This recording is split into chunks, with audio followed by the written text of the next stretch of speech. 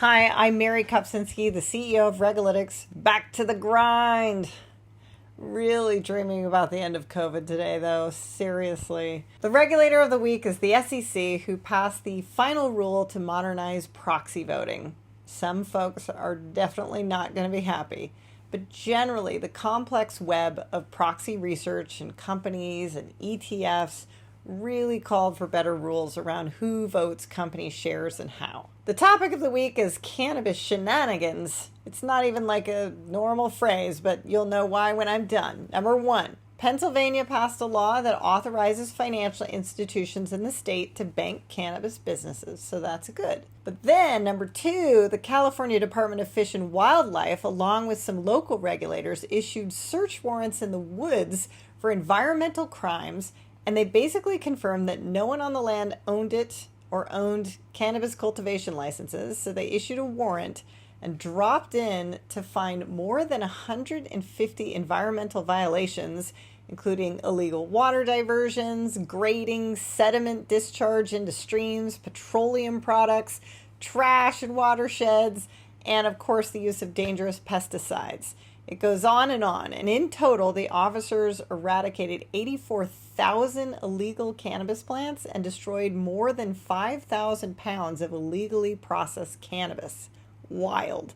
And then number three, in Oregon, a 70-year-old guy had been distributing marijuana throughout the U.S. using his private airplane, which was all good, I'm sure, until he tried to hire a hitman for $20,000 to kill someone that was annoying him.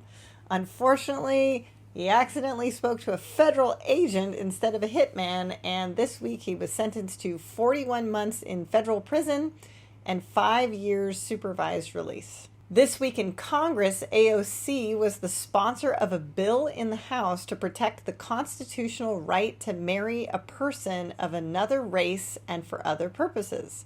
We'll see how that goes over. Generally, I find it stunning sometimes that any of this needs to even be stated aloud in order to protect people from doing what they want, but this is the world we live in. Speaking of diversity and inclusion, FINRA, until last year, used to force FINRA members to arbitrate problems even in the case of sexual assault and harassment. Well, this week, FINRA updated the official Code of Arbitration Procedure and now formally follows the Sexual Assault and Sexual Harassment Act of 2021, which allows people with these types of claims to go to regular courts if they want. Finally, in diversity and inclusion, the EEOC, which normally attacks companies for not following rules related to equal in employment, decided to put the microscope on itself and the federal government and did a study on women instead. The takeaway: stats are not great. Only 25% of the ladies in STEM are in management positions, and 66% of the women who are actually even in STEM are white. But the takeaway was that it was pretty much the same stats as the rest of the industry. So there you go. Last one for the day, the Shamburger. It doesn't matter what he did. He happened to get in trouble with the SEC for material misrepresentations in accounting, but his last name is Shamburger, Michael Shamburger.